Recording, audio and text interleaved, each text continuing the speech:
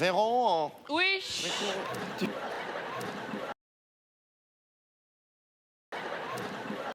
ça va Alors sinon? ça va? Oui, Ça va, oui et non. Tu sais, je t'ai raconté une expérience un petit peu difficile que j'ai vécue dans une chambre consulaire, dans un environnement toxique. C'est pas vrai. Mais oui, où j'ai apporté tout ce que je pouvais pour aider, pour accompagner, pour aider.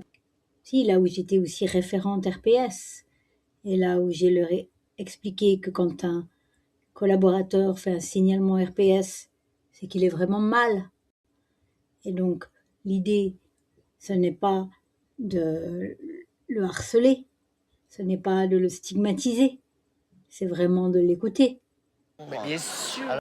Et quand la référente RPS, elle diagnostique derrière une problématique d'organisation et qu'elle propose des solutions pour essayer d'améliorer, eh bien, il ne faut pas l'envoyer chier. Hein, je te raconte pas tout ce qu'ils m'ont fait d'autre. j'aurais bien aimé que tu racontes, moi. Et je me suis rendu compte qu'en fait, les gens n'osaient pas faire des signalements RPS parce que sinon, ils étaient fichés. Tu sais, comme fiché X. C'est pas vrai. Voilà. Et oui, parce qu'en fait, ça dérange quand on fait.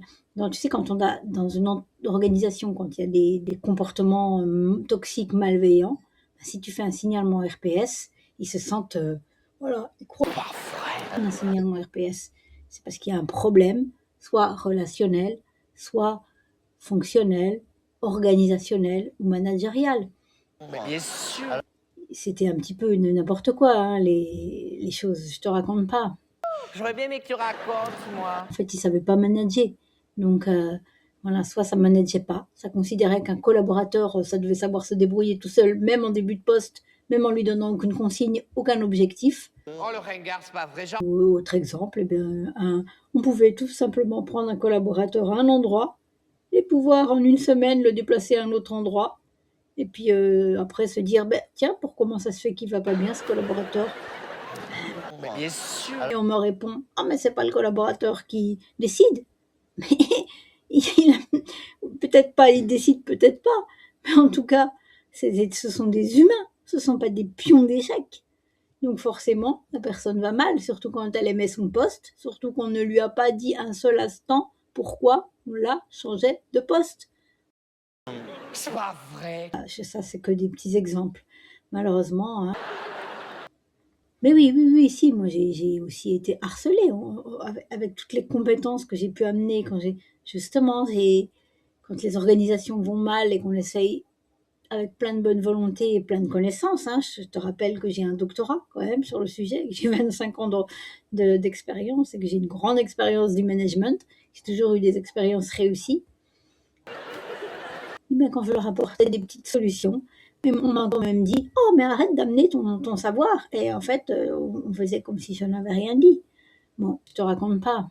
J'aurais bien aimé que tu racontes, moi. Mais résultat, énorme turnover, des arrêts maladie longue durée, des burn-out. Pas vrai alors. Et moi, ce qui me fait le plus mal, c'est que j'avais une équipe qui m'aimait beaucoup et qui m'ont dit, toi au moins, tu dis ce que tu fais et tu fais ce que tu dis. Mais bien sûr. Moi, voilà, mais je me suis rendu compte que les autres ne faisaient pas ça. C'est pas vrai.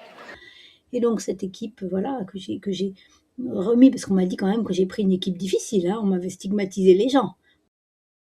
Moi, je ne les ai pas pris comme ça, j'ai jamais écouté le négatif de ce qu'on pouvait dire sur une personne.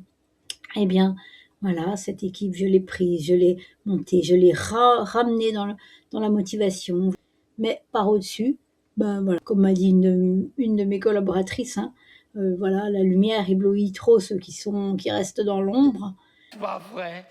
Ben moi, ça allait bien, mais du coup, ben, ça faisait tâche par rapport aux autres qui ne voyaient que des collaborateurs négatifs, qui ne faisaient que de gueuler, ou de ne rien dire et tout à coup tomber sur le rable de quelqu'un. Voilà, c'est ça le problème de ces organisations.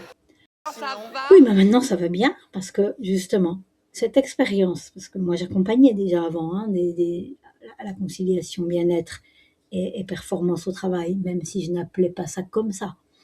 Eh bien, le fait d'avoir vécu vraiment dans mes tripes le mal qu'on peut faire à des gens, parce que je l'ai vécu pour moi, mais pour mes collaborateurs, eh bien, ça me donne encore plus de niaque pour aider tous ceux qui souffrent encore, ou tous ces pauvres managers qui ne savent pas comment se dépatouiller parce que voilà, ils sont pris en étau entre ce qu'on peut leur dire en haut et voilà, ou tous ceux qui ne savent pas faire. Hein.